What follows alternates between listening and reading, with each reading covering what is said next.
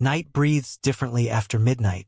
The air grows heavier, colder, as if the world itself is holding its breath.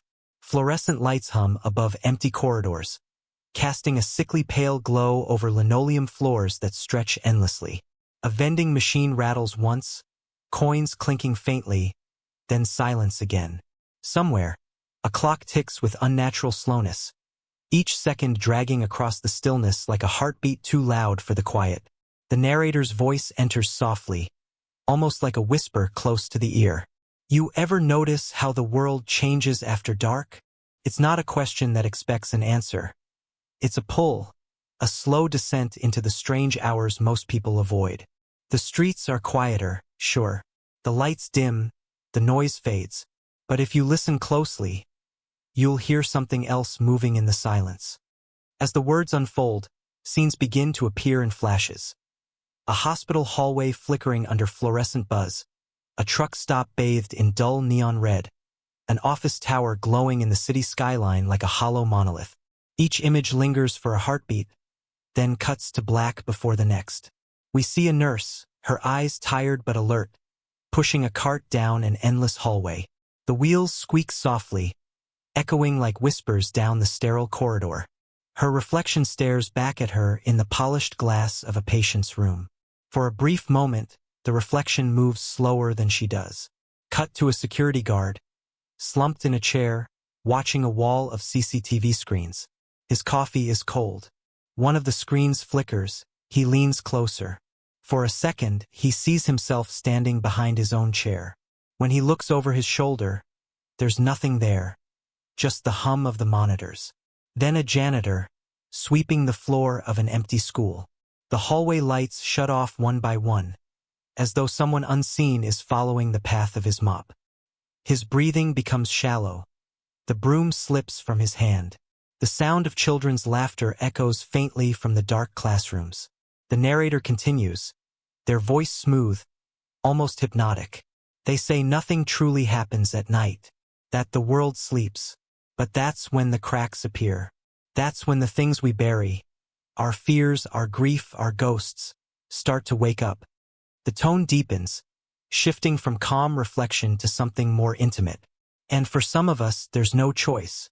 Some of us have to be there, to watch the halls, to clean the floors, to answer the calls no one else hears. A close-up of hands tightening around a flashlight, eyes staring into blackened windows, the faint hum of a radio. The atmosphere grows denser, like the air before a storm. The narrator pauses, letting the silence stretch long enough to make the listener uneasy. If you've ever worked the night shift, you know it's not just exhaustion that follows you. There's something else. Something in the corners of your vision, in the quiet between the hours. Lightning flashes. The hospital lights flicker. The scene shifts between locations again, different faces, same hour. A truck driver parked under a flickering street lamp rubs his eyes and stares into the darkness of the highway. In the distance, something moves, too tall, too thin, walking along the edge of the road. He blinks and it's gone. We return to the hospital. The nurse from before pauses at a door labeled 209, closed for maintenance. The hum of the lights fades to near silence. She swears she hears someone whisper her name. The voice of the narrator drops to a near whisper. The night isn't empty. It's just patient. A quick montage now. Shadows flickering under street lamps. A phone ringing in an empty office. The reflection of a figure standing behind someone in a glass door. Gone when they turn around. Every image carries a heartbeat of dread. A moment of hesitation, before it fades into the next. The narrator's tone becomes almost confessional. I've worked nights for years. I've seen the things people forget when they wake up. And I've heard stories, too many stories, of what the dark really hides. Some are small. Some are unspeakable. But all of them began the same way, with someone alone after midnight. Rain starts to fall softly outside. The sound mixes with the hum of electricity, the quiet rattle of wind through vents. A clock somewhere turns from 2:59 to 3 a.m. The atmosphere shifts, unseen but unmistakable. The narrator pauses one last time. If you're awake right now, listening, maybe you've seen it too. Maybe something's been watching you work, just out of sight. The words hang there, low and unsettling. The final line lands softly, chillingly, like a whisper directly into the listener's ear. And for those who work the night shift, sometimes, it's not just loneliness that watches back. The lights buzz louder, then fade to black.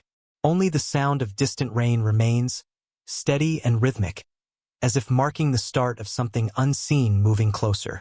Fade in, the flickering glow of a hospital corridor. The hum of a monitor. A nurse walks slowly past a closed door, room 209. It's a little after 2:47 a.m. when Clara realizes she hasn't heard another human voice in over an hour.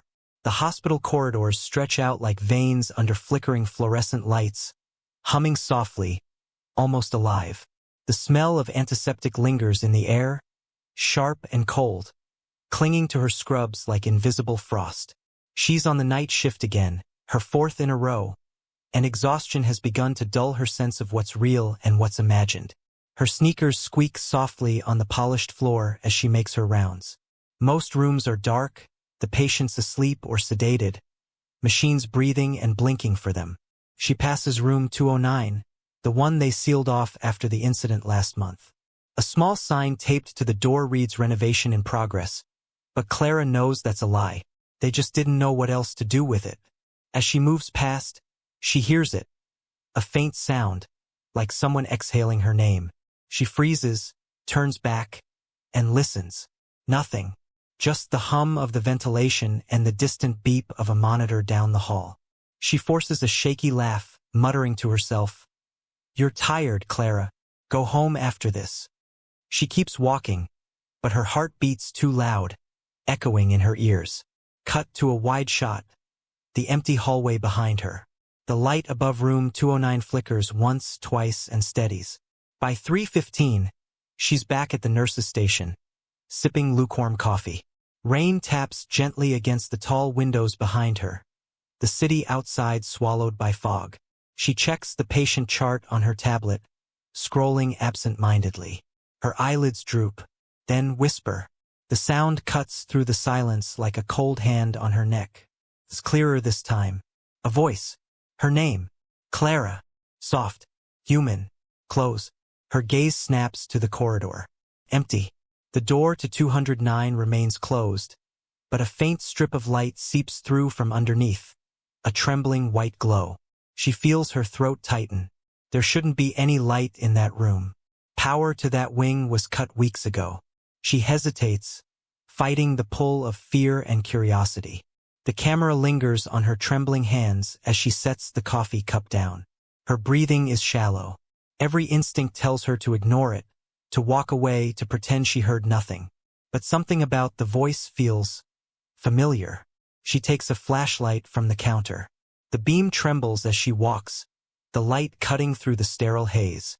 Her footsteps echo against the linoleum, rhythmic, lonely.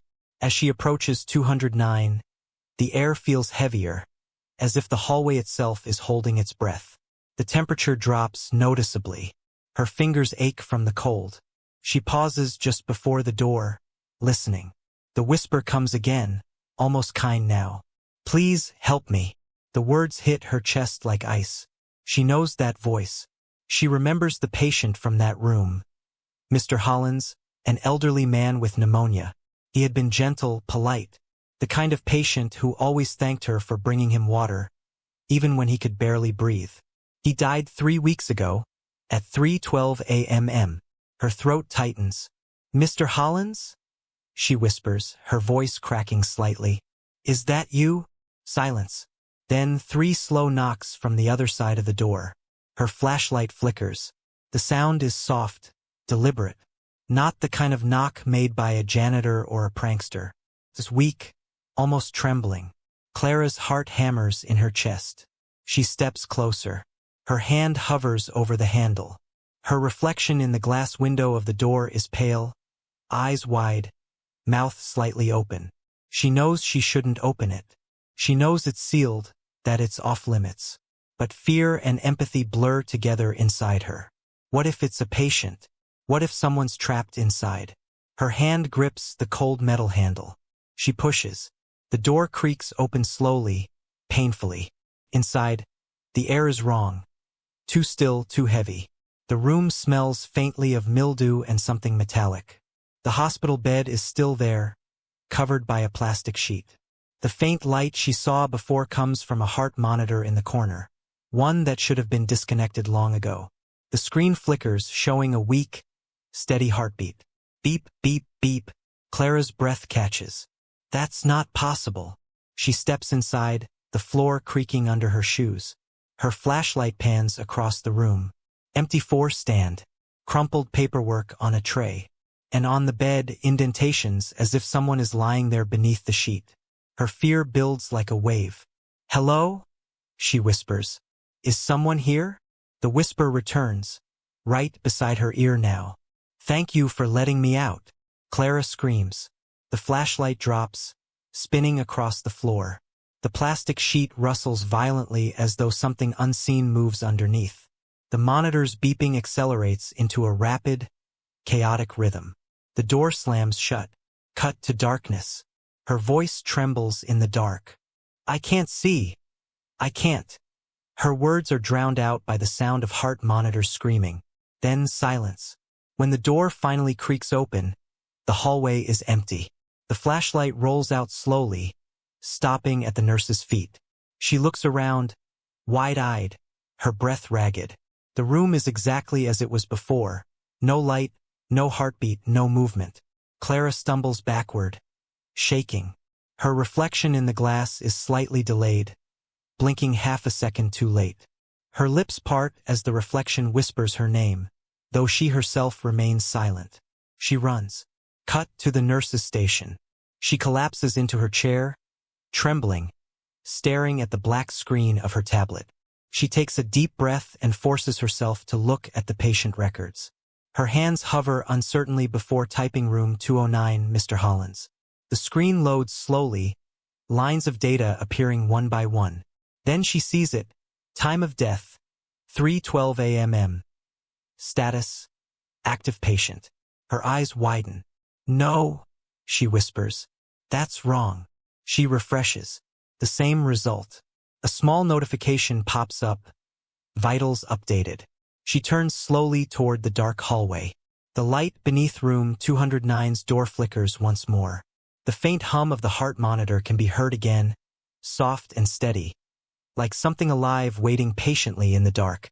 The camera pulls back, showing Clara sitting motionless, the dim light from the hallway outlining her trembling silhouette. The whisper returns, faint but unmistakable. "It's your shift now." Fade out. The scene transitions seamlessly. The camera pans from the hospital window, where rain still pours down in streaks, to the glowing reflection of a neon sign outside. The letters blur through the glass, red, flickering. As the rain fades, the glow sharpens into the word gas, revealing a lonely highway gas station bathed in harsh fluorescent light. It's 2:33 a.m. The dead hour on a lonely desert highway, the kind of time when the world forgets itself. The stars above are faint and brittle, barely pushing through a thin veil of dust. A flickering neon sign buzzes outside a forgotten gas station. 24 hours open, the fur half burnt, pulsing weakly like a dying heartbeat. Inside, Eddie leans on the counter, staring at nothing. 22 years old, exhausted, and stuck in a job he hates. The hum of the freezer behind him fills the silence. A moth flutters weakly against the glass of the door, thudding softly in rhythm with the buzzing lights. He checks his phone. No signal. Again. He doesn't even bother sighing anymore. The night has that strange, stretched feeling, as though it's been 3 a.m. for days. He looks up at the security monitors mounted above the counter. For grainy feeds of the same empty station, the aisles, the parking lot, the restroom hallway, the entrance. Everything still. Nothing moves but the shadows from the flickering lights. He takes a sip of stale coffee and mutters, "Another night in paradise." Then the bell above the glass door jingles softly. He looks up, expecting some trucker or a lost traveler. Instead, a man in a gray hoodie walks in, slow, deliberate. The hood covers his face. He moves with a calm, steady pace, hands in his pockets. Eddie straightens up.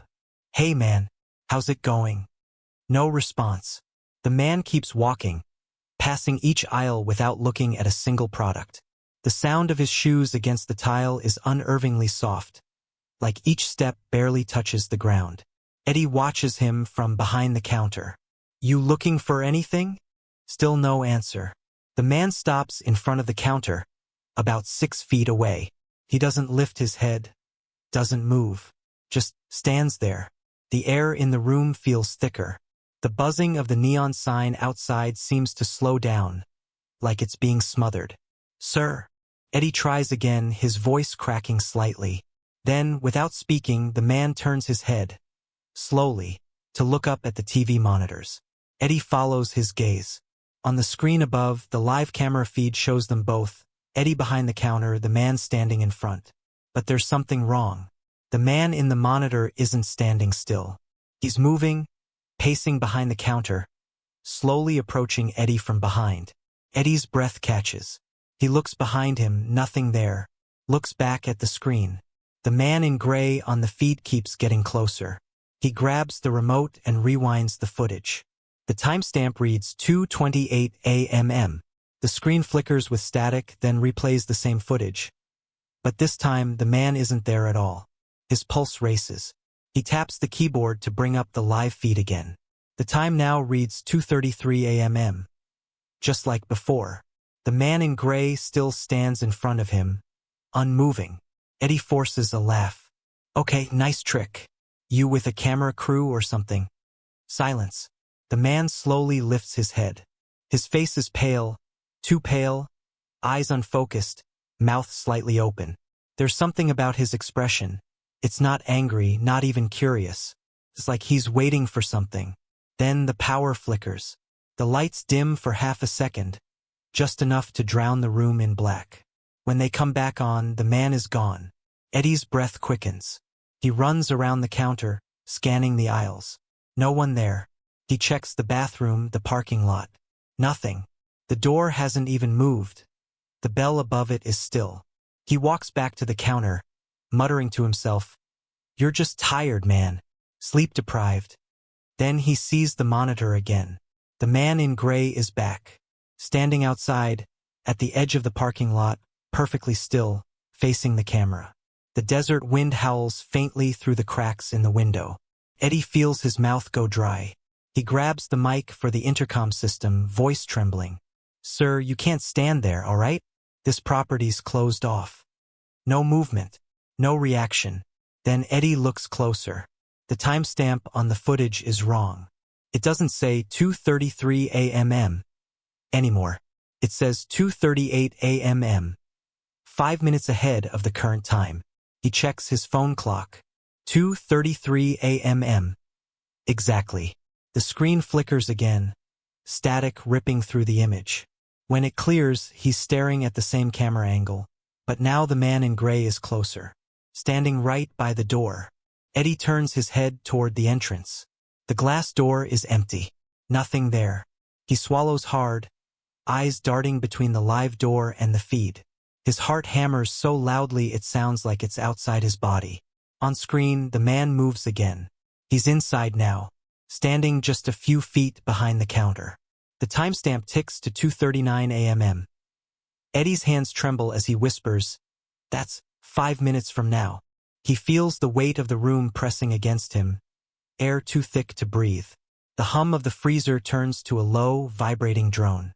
The neon sign outside flickers so violently that the whole station seems to pulse with light. He steps back, eyes fixed on the monitor. The man in gray on screen turns his head slightly, as if sensing Eddie's real-world movement, and looks directly at the camera. The feed glitches. His face distorts, melting into static. Eddie backs up until he's pressed against the wall. The clock above him ticks loudly, 2:34 a.m. Then, from behind him, he hears the softest sound. A shuffle, a breath. He freezes. He turns slowly, terrified of what he'll see. There's no one there. Just the counter, the flickering lights, the hum of the cooler. But the air smells faintly of gasoline and dust. He exhales shakily. "Get it together, Eddie." Then the bell above the door rings. His eyes snap toward it. The door remains closed. But on the floor, right by the entrance, muddy footprints appear, one after another, leading from outside to the counter. He can't move. His legs refuse to respond. On the monitor, the feed has jumped forward again, 2:39 a.m. The man standing directly behind him. Eddie stares at the screen, tears beginning to blur his vision. He whispers, "Don't turn around. Don't you dare turn around." The camera zooms slightly, no operator, no input. Just the grainy face of the man in gray, smiling faintly. The bell rings again, louder this time, echoing like metal on metal. The lights flicker violently. For one split second, Eddie catches his reflection in the glass of the door. And behind him, a shadow leans close to his ear. Cut to black. The hum of electricity fades. The sound of ocean waves begins to rise, blending with the static. The neon sign outside the gas station flickers for the last time, sputtering out with a final hiss. The frame dissolves into moonlight glimmering over a vast, endless sea. A lonely ship horn echoes through the dark, carried by the wind. The ocean is a living thing at night. It breathes, groans, and whispers secrets too old for land. Beneath the moon's cold light, the cargo ship Marisol Dawn drifts endlessly across the Pacific. The deck glistens with salt and dew, and the only sounds are the creak of metal and the low thrum of the ship's engines deep below. Luis pulls his jacket tighter against the wind. He's been working as the night watchman for 3 years, long enough to know that silence on a ship is never truly empty.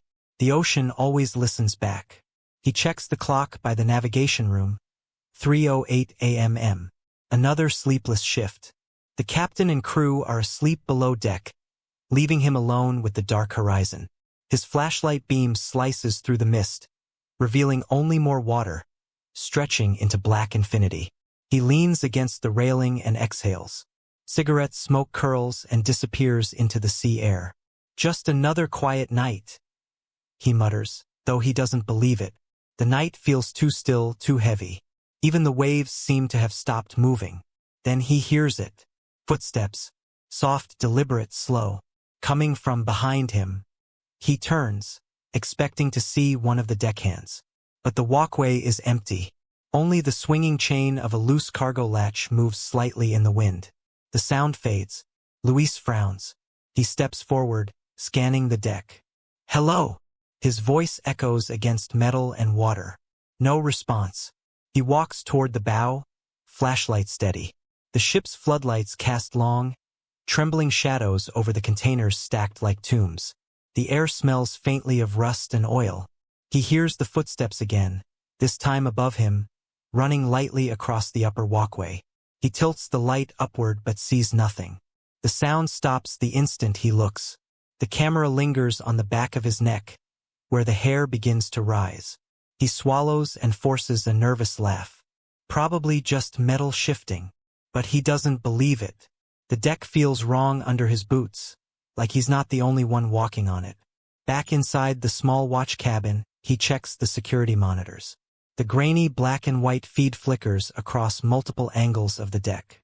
For a moment, everything looks normal. Then, on camera 3, something moves. A figure, pale and thin, walking slowly between the containers. Luis freezes. The figure's movements are strange, unnatural.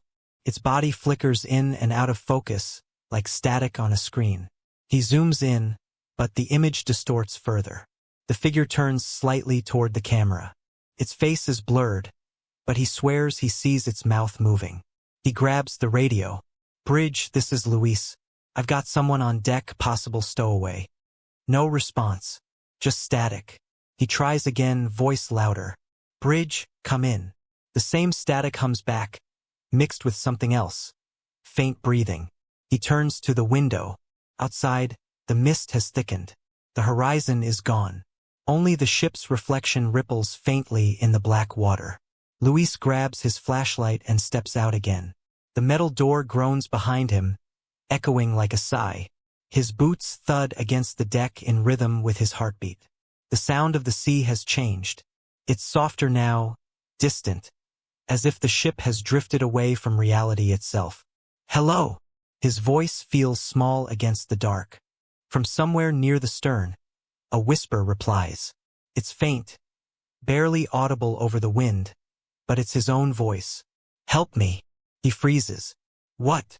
The whisper repeats, clearer this time. Help me. Luis's pulse quickens. His flashlight shakes as he swings it toward the source. Nothing. Just rows of containers gleaming with moisture. He walks faster now, breath shallow. The sound seems to move with him, darting from one side of the deck to the other. Every time he stops, it stops too. Then he spots something. A trail of wet footprints leading toward the cargo hold door. Bare feet. Fresh. He kneels, touching the wet mark. It's icy cold. He straightens, swallowing hard. This isn't real, he mutters. But even saying it makes him doubt more. He opens the hold door and descends the metal stairs, each step groaning under his weight. The air below is thick, heavy with the scent of brine and oil. His flashlight beam cuts through the dark, illuminating walls streaked with condensation. Then, through the static of his radio, his voice speaks again. Louder, panicked. Help me, please. I can't breathe down here.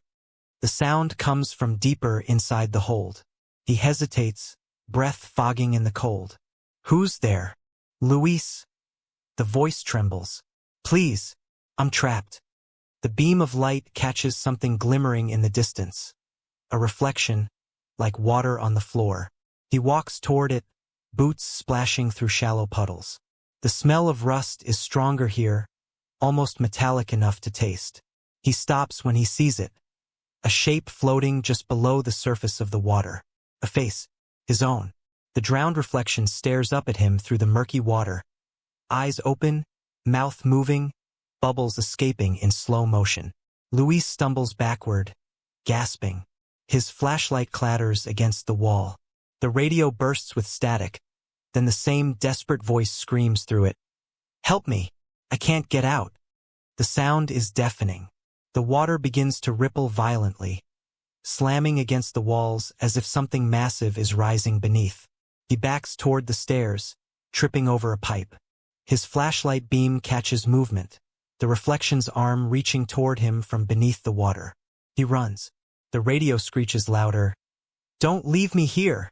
He bursts through the hold door, slamming it shut behind him. His lungs burn as he gulps the cold night air. The ship's deck is empty again, silent except for the hum of the engines below. He looks toward the water over the railing. The ocean has returned to calm, perfectly still. The stars shimmer faintly on its surface like tiny eyes. Then, faintly, he hears splashing from below. He peers over the edge. Floating in the black water, illuminated by the ship's faint lights, is a life jacket. His life jacket. And just below it, the pale outline of a man drifting face up, his own face, staring blankly at the sky. Luis stumbles backward, trembling, unable to scream. The radio on his belt crackles one final time. A voice, identical to his own, whispers softly, "Thank you for keeping watch." Cut to silence. The camera lingers on the endless sea as the ship moves on, swallowed by mist. The ocean exhales, gentle and endless, as if erasing what just happened. The frame fades slowly to black. The low rumble of waves transforms into a rhythmic thump. Shovel on dirt.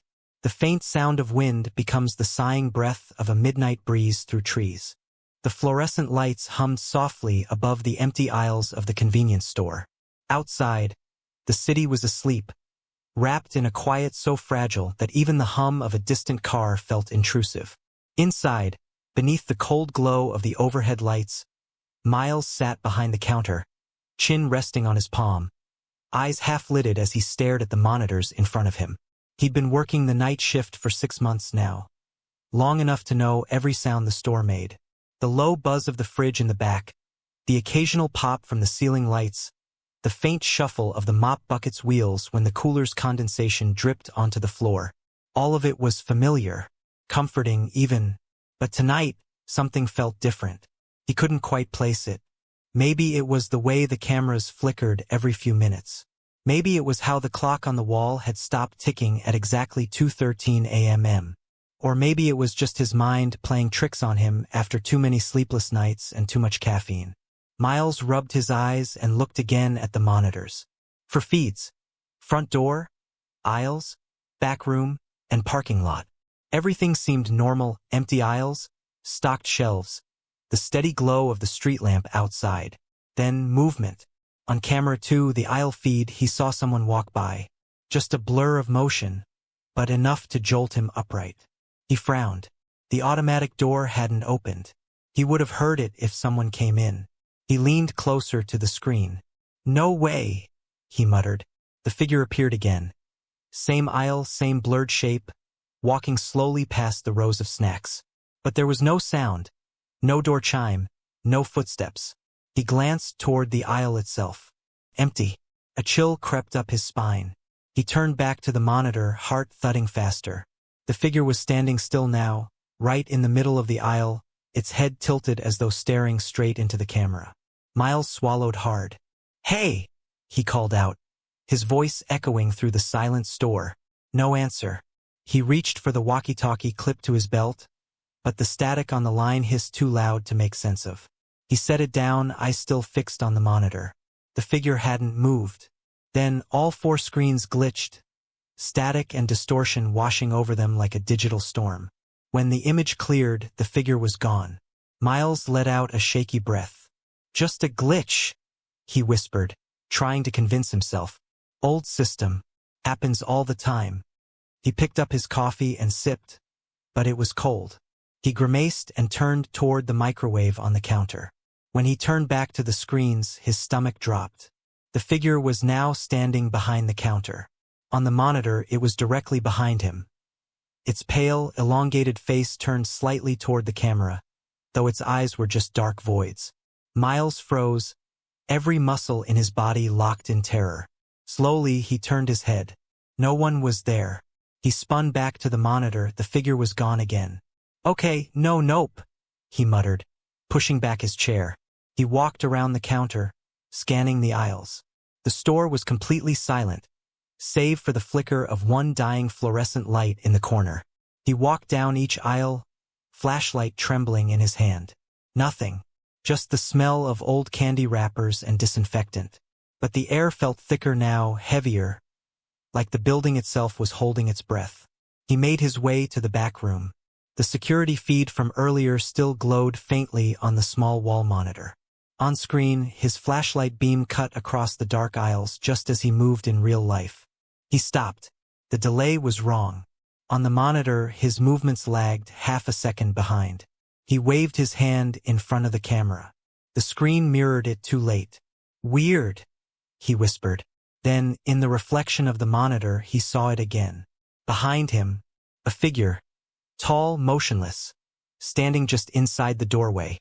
Miles spun around, the beam of his flashlight shaking violently. The door was open, the hallway empty, but he could still feel it. The air behind him was colder now. The monitor flickered again. He turned back toward it. His reflection on screen wasn't matching him anymore. The man in the monitor was staring directly at the camera, even though Miles wasn't. His reflection smiled. The real Miles stumbled backward, panic rising. This isn't real," he said aloud. The reflection lifted a hand and placed it on the glass. Miles watched, frozen, as a pale imprint began to form on the outside of the monitor, like something pressing from inside the screen. The glass bulged slightly, groaning under invisible pressure. Miles screamed and threw the flashlight at the monitor. The glass cracked, the screen went black. The hum of the store seemed to stop completely. He backed toward the counter, breathing hard, eyes darting around the empty store. The automatic door at the entrance opened suddenly, its sensor triggered by nothing. The night air rolled in, cold, damp, and heavy. He stared at the doorway, waiting. The door stayed open for a few seconds before closing again with a mechanical sigh. Then, behind him, the cash register dinged. He turned slowly. The drawer had opened on its own. Inside, there was only one thing, a small black and white photo curled at the edges. He picked it up with shaking hands. The image showed the store's counter, the very same monitors in the background. Behind the counter stood a man, him, but his face was blurred, smeared across the photo like melted ink. And standing beside him, with one long, skeletal arm draped over his shoulder, was the same dark figure. Miles dropped the photo. It fluttered to the ground. The hum of the fluorescent lights resumed, flickering once before settling. Everything looked normal again. He swallowed hard, backing away. The monitors behind him flickered back on, one by one. On the screen, the figure appeared again, standing outside the store, watching through the glass doors. Miles blinked, and when he looked again, the camera feed had gone completely dark. His reflection in the screen smiled back at him. Cut to black. The faint sound of a buzzing fluorescent light fades out, replaced by the distant toll of a clock striking 3 a.m., ushering in the next story. The corridors of St. Mary's Hospital always felt wrong at night. Too empty, too still. The faint hum of the ventilation system was the only sign that the building was still alive. Flickering fluorescent lights stretched in endless lines over pale green walls, and every sound, every distant footstep or shift of air, seemed to echo forever. Jenna hated the night shift. She told herself it was just a job, that hospitals were safe, sterile places built on logic and care. But something about 3 a.m. made all that reason crumble. That was when the hospital breathed differently, when shadows in the corners seemed to twitch, and whispers from empty rooms carried too long. She pushed the linen cart down the hall, wheels squeaking against the linoleum. Her radio crackled softly on her hip, playing faint chatter from the nurses upstairs. She was the only one assigned to the basement tonight, tasked with restocking supplies and checking storage. Easy work if she ignored how the air felt heavier down there, thicker somehow. The elevator groaned as she descended. The fluorescent light inside flickered just once, but it was enough to make her stomach tighten. When the doors slid open, she stepped into the basement hallway. The smell hit her first, damp concrete and disinfectant. The floor was uneven here, stained with age. The walls were lined with pipes that groaned softly every few seconds. She moved through the hall, her cartwheels squeaking in rhythm with her breathing. As she passed the old surgery wing, her flashlight beam swept across the faded sign, "Authorized personnel only." She stopped for a second, staring at the rusted door handle. She'd heard stories about that part of the hospital, how it used to be the trauma unit before they built the new wing upstairs. No one was supposed to go inside anymore. But the door was slightly ajar. Jenna hesitated. "Nope," she muttered, forcing a laugh. She turned her cart toward the storage area. That's when the light above her flickered out. She froze. Only the faint glow of her flashlight illuminated the hallway now, cutting a narrow path through the dark. She tilted it upward. The bulb above her buzzed, sputtered, and then came back to life. Relief flooded her chest, until she noticed something on the floor. Footprints. Bare, wet footprints, leading away from the storage room. Her throat went dry. The prints were small, like a child's, and they trailed off toward the old surgery door. She swallowed hard, trying to steady her breath. "Someone's playing a joke," she whispered, but her voice trembled. She followed the prints cautiously, the squeak of her shoes the only sound. The footprints ended just outside the door. Jenna pushed gently. The metal creaked open, revealing a dark, empty room. The air was colder inside, and the faint smell of rust, or was it blood, hung in the air. She swept the flashlight across the room. Old gurneys, sheets draped over broken equipment, and cabinets with glass doors cracked like spiderwebs. Everything was covered in a thin layer of dust. Then she heard it, a faint sound like a soft whimper. She froze, light trembling in her hand. The sound came again, from somewhere deeper in the room. A low, wet sob, like a child crying. Her heart pounded. "Hello?" she called out, voice echoing too loudly in the stillness. "Is someone down here?" No answer. The sobbing stopped. Her flashlight flickered. When it steadied again, she noticed something she hadn't before. A shadow under one of the covered gurneys. She stepped closer, breath shallow. Slowly, she crouched and lifted the edge of the sheet. Nothing. Just a pool of water on the floor, cold and still. She stood up quickly, trying to laugh it off, but her hands were shaking. As she turned toward the door, her flashlight beam passed over a mirror leaning against the far wall. For just a moment, she saw someone standing behind her. A child, drenched, pale, with eyes too dark to reflect the light. She whipped around. No one there. The flashlight flickered again, this time refusing to steady. She tapped it, breathing fast. When it came back on, the mirror was empty, but something had changed. The footprints on the floor were gone. Then came the whisper, "Don't leave me." It was right behind her. Jenna turned and screamed, but the sound was swallowed by static from her radio. The flashlight slipped from her hand and rolled across the floor, spinning light wildly over walls and ceiling. For a brief moment, the beam caught a shape, small, hunched, crawling from beneath a gurney. The radio hissed louder. "Basement, Jenna, you okay down there?" A voice crackled faintly. She grabbed the radio, panting. Yeah, there's someone down here. I think a kid." Static drowned her words. "Jenna?" The voice faded. "Jenna, get out of..." Then silence. The light flickered once more, then went out completely. Total darkness. She fumbled for her phone, turning on its flashlight. The beam cut through the dark just enough to see the room's exit ahead. She sprinted for it, the sound of footsteps, wet, slapping, echoing just behind her. She didn't dare look back. She reached the hallway, slamming the door shut behind her. The lock clicked, but something struck the door from the other side. Once, twice, then again, harder. "Please!" The child's voice, right against the door. "Don't leave me here." Jenna stumbled backward, tears blurring her vision. "I can't," she whispered, voice shaking. "I can't." The pounding stopped. The silence that followed was so sudden it made her ears ring. She waited. Nothing. Finally, trembling, she forced herself toward the elevator. When the doors opened, the light inside flickered, but she didn't care.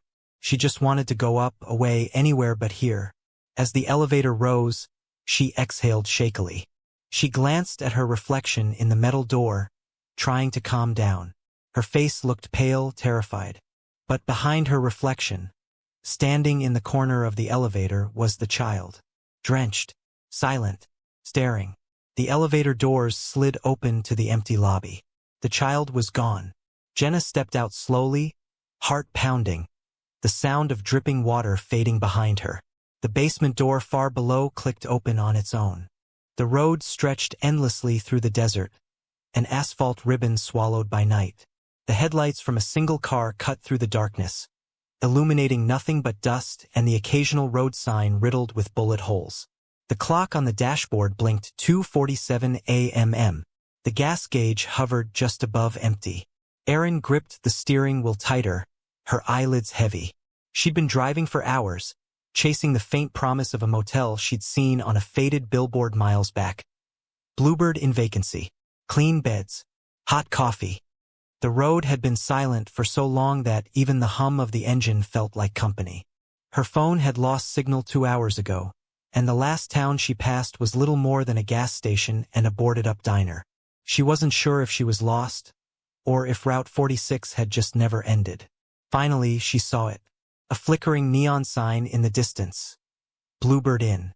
She sighed with relief, pulling into the cracked parking lot. The building looked old, 2 stories, paint peeling, the buzzing blue sign casting a sickly glow over the gravel. A single moth fluttered in front of the vacancy light. She parked near the front office. The air outside was thick and unmoving, carrying the faint smell of oil and dust.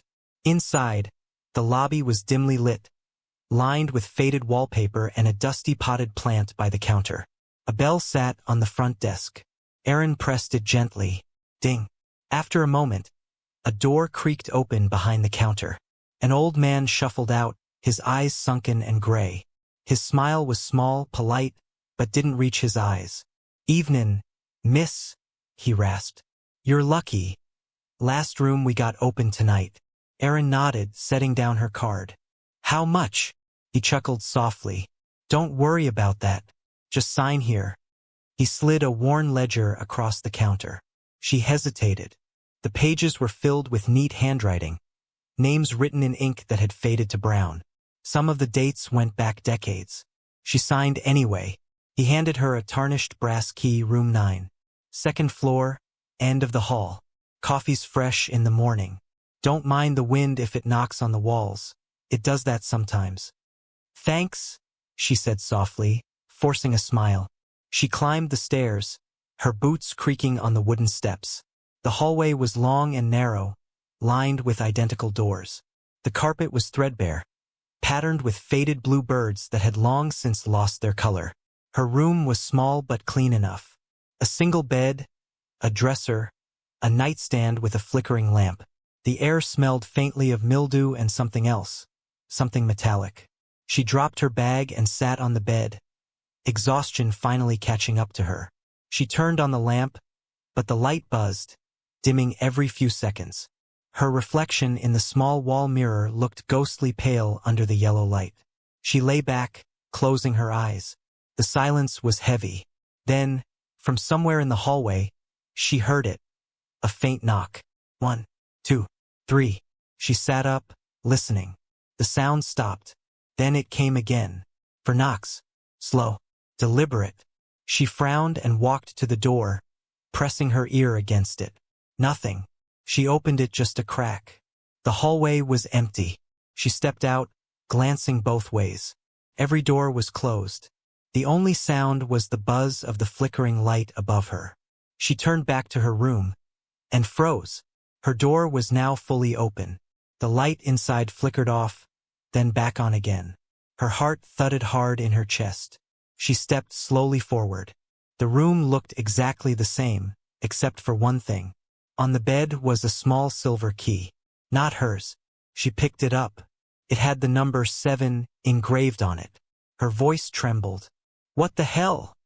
The wind outside howled suddenly, slamming against the thin motel walls. The door behind her creaked, shutting on its own. She spun around, clutching the key. The air felt colder now, heavy enough to make her breath visible. Then, faintly, she heard a woman's voice. Don't stay here. Erin froze. Who said that? No answer. Just the hum of the lights. She took a step toward the mirror. For a brief second, her reflection didn't move with her. It just stared, lips slightly parted, as if trying to speak. Then it smiled. Erin screamed and stumbled back. The lamp flickered violently, then went out. The room plunged into darkness. She fumbled for her phone, but the screen stayed black. The only light came from under the door, the faint glow of the hallway outside. She heard footsteps. Slow, dragging footsteps moving toward her room. Her pulse roared in her ears. She grabbed her bag and the brass key and backed toward the window. The footsteps stopped just outside her door. A shadow passed under the crack of light. Then came a voice. The old man's voice. Miss, you forgot to sign out. The doorknob turned slowly. She ran to the window, throwing it open. Cold air rushed in. Below, the parking lot was empty, except for her car, and another one parked beside it, covered in dust and cobwebs. She climbed out, landing hard on the gravel, the brass key still in her hand. She sprinted for her car, fumbling for the keys. When she got in and looked back, she saw them, 9 windows, 1 for each room. In each, a shadow stood behind the glass, watching her. Her headlights flicked on. As she pulled away, the neon sign flickered again. For just a second, the words changed. No vacancy. Then the entire sign went dark. Erin drove into the endless desert, shaking, tears blurring her vision. When she glanced at the rearview mirror one last time, she saw the motel fading into the distance, its windows still glowing faintly. And in her passenger seat, lying on the floor, was another brass key. Rain pounded the windows of the roadside diner, turning the glass into a curtain of moving shadows. Neon lights outside flickered between red and blue, staining the puddles with color. Inside, the hum of an old refrigerator blended with the soft jazz from the jukebox that hadn't changed songs in over an hour. Eli sat alone at the counter, his coffee untouched, steam curling lazily into the air. He worked nights as a long-haul trucker, And this little diner off Highway 19 was his only constant. The waitress, Margot, was the kind of woman who'd been working there forever. Quiet, tired, but kind. It was almost 3 a.m. The dead hour when the world outside seemed to stop spinning. The storm had swallowed the highway whole. No headlights passed by, no thunder rolled. Just endless rain. Margot poured him a refill without asking. Long night. He nodded, rubbing his eyes. Feels like it's never gonna end. She smiled faintly. Night shifts never do. He tried to return the smile, but something in her eyes made him pause. They looked distant, like she wasn't fully there. The bell above the diner door jingled softly. Eli turned, expecting to see another trucker. Maybe someone seeking shelter from the rain. But the doorway was empty. The bell swayed gently, as if moved by a breeze that didn't exist. Margot didn't seem to notice. She kept wiping the counter in slow, methodical circles. Eli frowned. "Did you see that?" "See what?" she asked, not looking up. "The door." Someone came in. Her rag froze mid-swipe. For a second, her expression shifted. Fear flickered behind her calm. Then she smiled again, too quickly. "You probably imagined it. Happens on nights like this." The lights above them flickered once, then steadied. Eli tried to shake it off. He took a sip of his coffee, bitter and too hot. The clock on the wall ticked quietly. 3:07. Then came the footsteps. Soft, deliberate, moving down the diner's aisle of empty booths. Eli turned again, heart thudding. Nothing. The booths were all empty, the window blinds fluttering slightly. He exhaled shakily. "You didn't hear that?" Margot didn't answer this time. She just stared past him, her face pale. Eli followed her gaze toward the corner booth. The red vinyl seat was indented, as if someone were sitting there, but no one was visible. Steam rose from a coffee cup on the table, half full. He stood, chair scraping loudly against the floor. "What the hell is this?" Margot's voice trembled. "You shouldn't be here tonight." "What are you talking about?" She stepped back, her eyes glistening. "Some nights, the storm brings them back." Eli froze. "Brings who back?"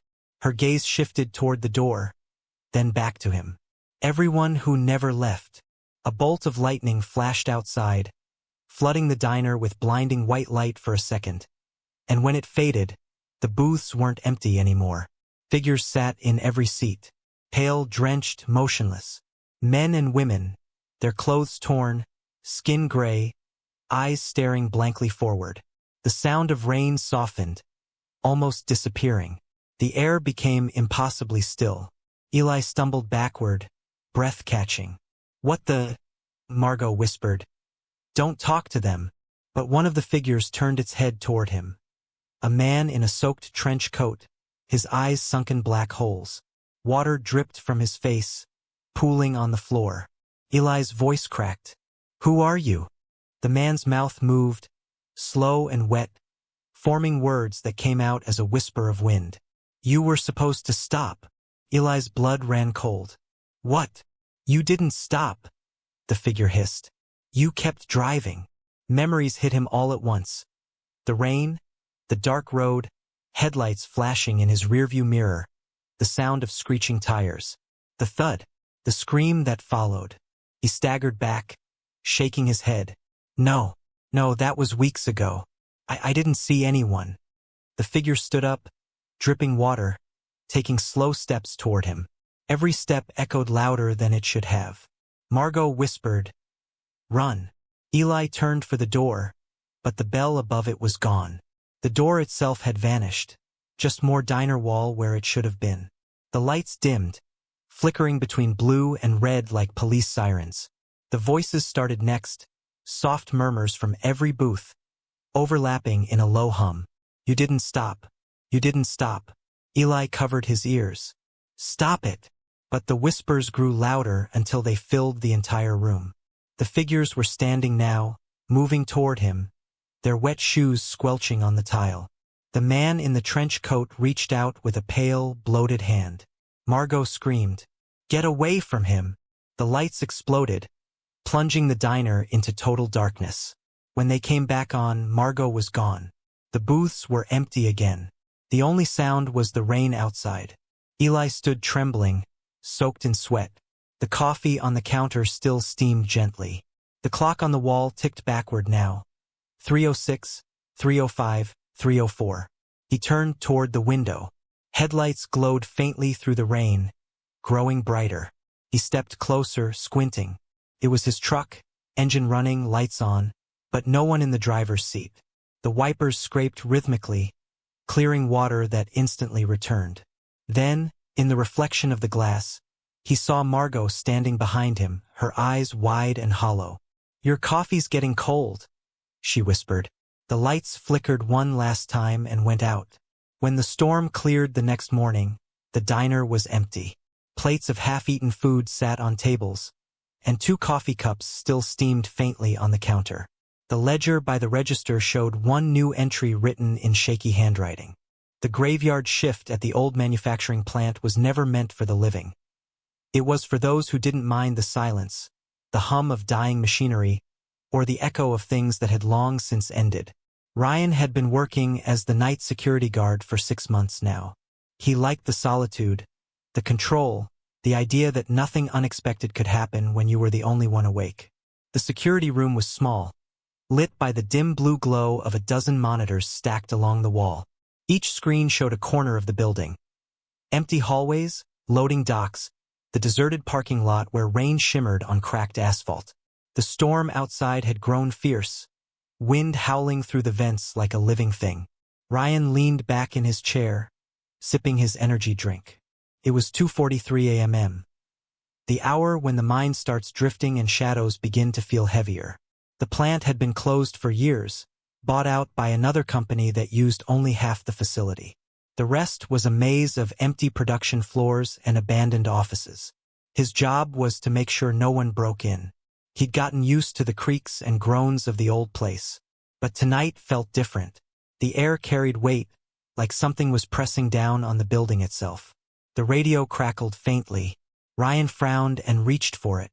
"Control, this is post 7. You reading me?" Static. He set it down and glanced back at the monitors.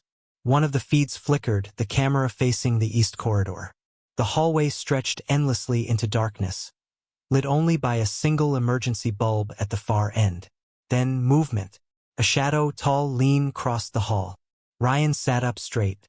He rewound the feed, eyes narrowing. The figure didn't appear on playback. He switched cameras, nothing. Every hallway, every room completely still. He forced a laugh. Must have been the lighting. But the sound of footsteps echoed faintly through the building. Slow, deliberate, coming from somewhere beyond the door to the security room. Ryan froze, hand hovering over his flashlight. The footsteps stopped. He stared at the steel door, its narrow window revealing only darkness beyond. His breath fogged slightly in the cold air. Then, from the other side, 3 soft knocks. He swallowed hard. Maintenance. Silence. He stood, flashlight trembling in his hand. "Who's out there?" The knocks came again, this time faster, then louder. He stumbled back, nearly tripping over the chair. "All right, not funny." The monitors began flickering one by one. Static swallowing the feeds, then spitting them back out in erratic flashes. He caught glimpses of movement in each. Something tall, shifting, moving from one camera to the next as if it were circling the building. Ryan's heart hammered. He grabbed the radio again. "Control, I need backup at the north wing. Possible intruder." Only static. Then a voice.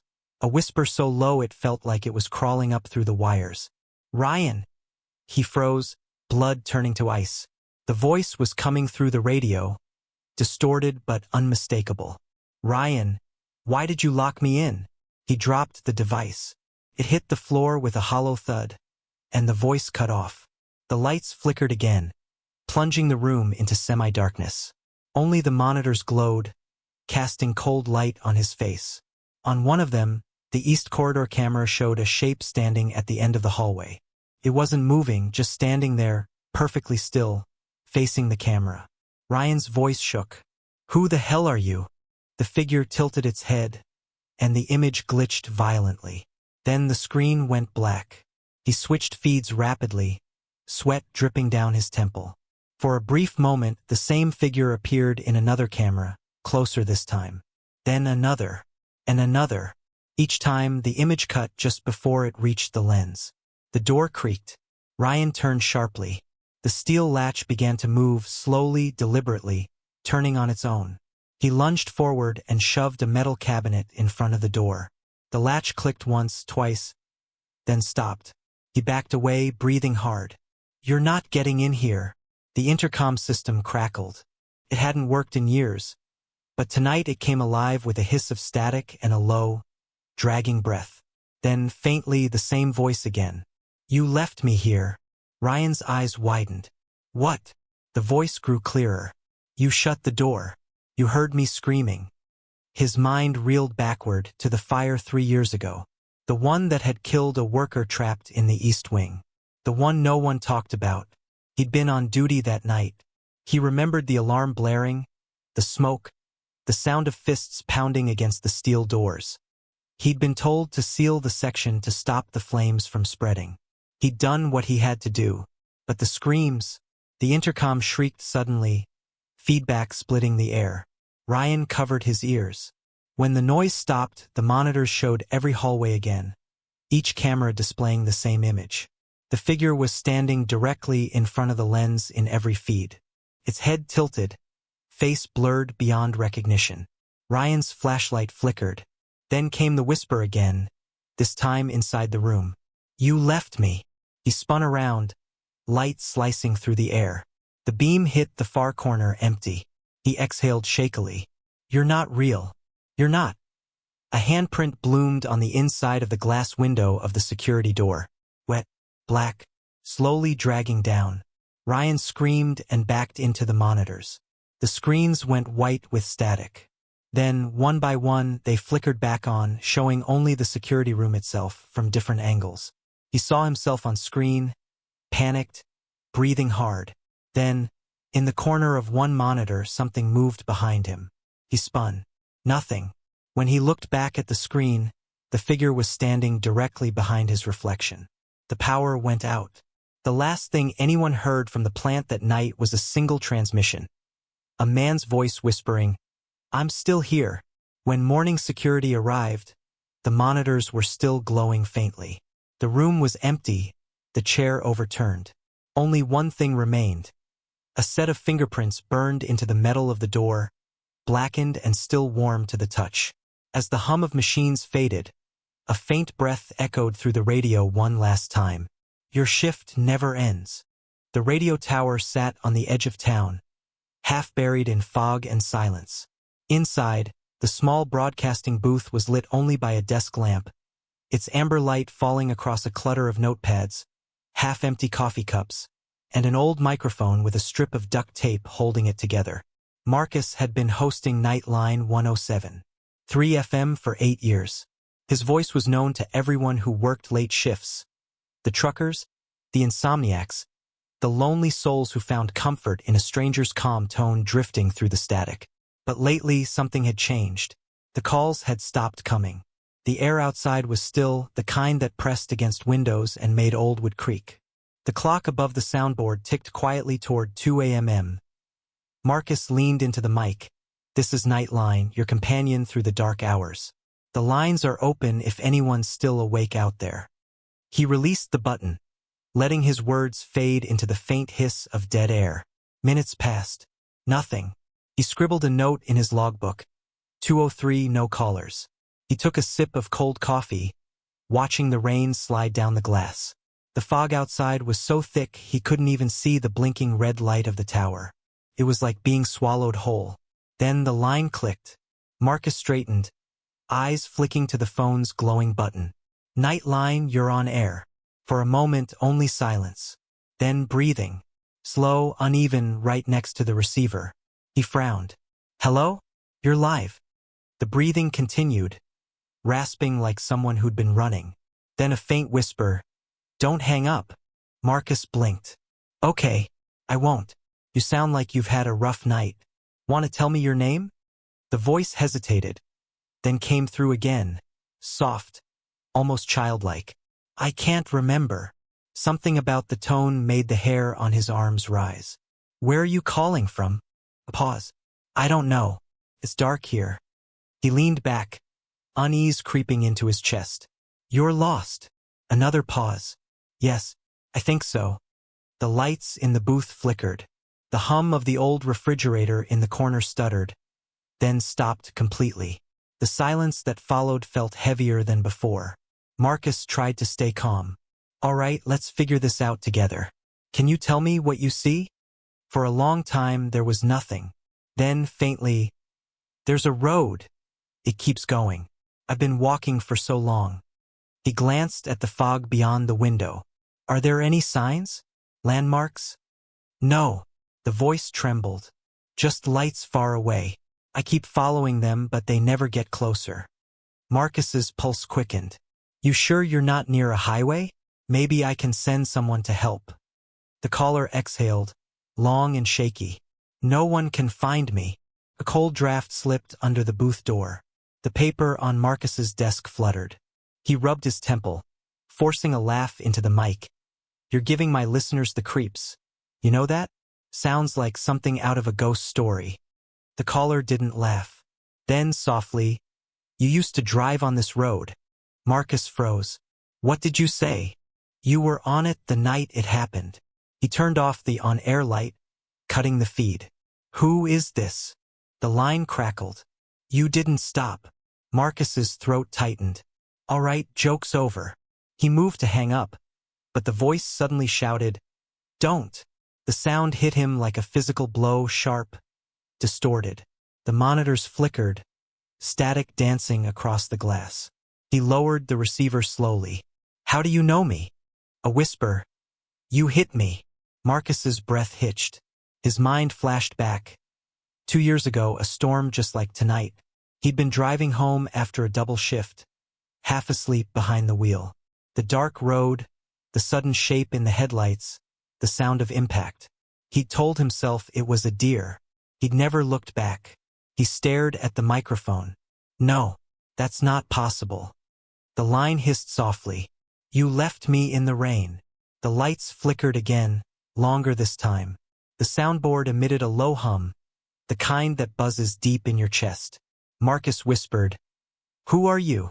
The voice on the line turned ragged, layered, like two people speaking at once. You already know. Every monitor in the room came to life, showing static at first, then faint outlines, trees, rain, headlights flashing through fog. His own face appeared next, reflected in the windshield of a car. He stumbled backward, knocking over his coffee. The screen flickered again, now showing something lying on the road. Unmoving. He whispered, Please stop. The voice softened, almost kind. You can still come back for me. How? Follow the road. The phone line went dead. Marcus stood motionless, listening to the empty hiss. Then, from outside through the storm headlights, a car idled near the station entrance. Its engine purred softly, faint music leaking from its radio. The same broadcast he'd been recording seconds ago played on loop. His voice, calm and steady, saying, The lines are open if anyone's still awake out there. He stepped outside, rain soaking through his shirt instantly. The fog pressed close, suffocating. The car door was open. Inside, the driver's seat was empty, but the keys were in the ignition, and a wet set of footprints led away from the car, toward the dark woods beyond the tower. Marcus followed them without thinking. The radio in the booth still transmitted faint static behind him. As he disappeared into the fog, the signal on every radio in town shifted, tuning itself to 107.3 automatically. The voice that spoke next was not Marcus's. It was soft, broken, and full of static. Welcome back to Nightline, where the night never ends. The sound faded into white noise. The camera slowly panned across the empty booth, the desk lamp flickering out one final time. Silence.